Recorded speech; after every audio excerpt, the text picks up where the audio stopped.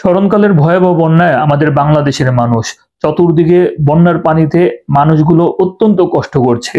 প্রায় ৩০ লক্ষ মানুষ পানিবন্দী অবস্থায় জীবনযাপন করছে। এই ক্ষেত্রে আমরা কিছু দোয়া পাঠ করতে পারি। হতে পারে এই দোয়ার বিনিময়ে আল্লাহ রাব্বুল আলামিন আমাদের সকলকে এই বন্যার মতো মহা একটা সমস্যা থেকে আমাদেরকে উদ্ধার করতে পারেন। যেমন বুখারী শরীফের 1014 নম্বর হাদিসের মধ্যে আসছে, আল্লাহ নবী সাল্লাল্লাহু আলাইহি ওয়াসাল্লাম এই ধরনের পরিস্থিতিতে দোয়া করতেন, আল্লাহুম্মা হাওয়ালাইনা ওয়ালা আলাইনা, আল্লাহুম্মা আলাল আকামি ওয়াজ-জিরাব ওয়া বুতুনিল আওদিয়াতি ওয়া মানাবিতিশ শাজার। হে আল্লাহ, আপনি আমাদের উপর বৃষ্টি বর্ষণ করেন না, বরং আমাদের আশেপাশের অঞ্চলগুলোতে আপনি বৃষ্টি দান করুন। এমনকি পাহাড়, টিলা, নদী, খাল, বিল এবং উদ্ভিদ গাছপালা যেগুলো আছে এগুলোর উপর আল্লাহ আপনি বৃষ্টি দান করুন, আমাদের উপর আপনি বৃষ্টি দিয়েন না। এছাড়া আমরা বুখারী শরীফের আরেকটি দোয়া পাঠ করতে পারি।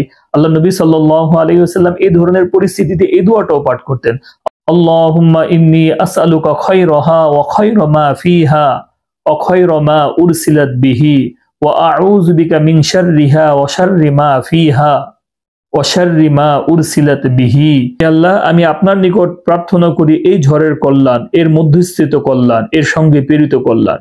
আমি আপনার নিকট পানাহ চাই এই ঝড়ের অনিষ্ট থেকে, এর মধ্যস্থিত অনিষ্ট থেকে, এর সঙ্গে প্রেরিত অনিষ্ট থেকে। তাহলে এই ধরনের দোয়াগুলো আমরা বেশি বেশি করে এই পরিস্থিতিতে পাঠ করার চেষ্টা করি। তাছাড়া আমরা কোরআনে কারীমের সূরা দুখনের 12 নম্বর আয়াতটিও এই অবস্থায় বেশি বেশি করে পাঠ করতে পারি। রব্বানা কশিফ আন্নাল আযাবা ইন্না মুমিনুন। আল্লাহ, আপনি আমাদের উপর থেকে আপনার এই আযাবকে সরিয়ে দেন, নিশ্চয়ই আমরা বিশ্বাস স্থাপন করছি। তাহলে আমরা এই হাদিসে বর্ণিত যে কোনো দোয়া, কোরআনের এই আয়াতগুলো আমরা বেশি বেশি করে এই পরিস্থিতিতে পাঠ করি। আমরা আশা করতে পারি এই দোয়ার বদলতে আল্লাহ তাআলা হয়তো আমাদের সকলকে এই ভয়াবহ অবস্থা থেকে পরিত্রাণ দিবেন।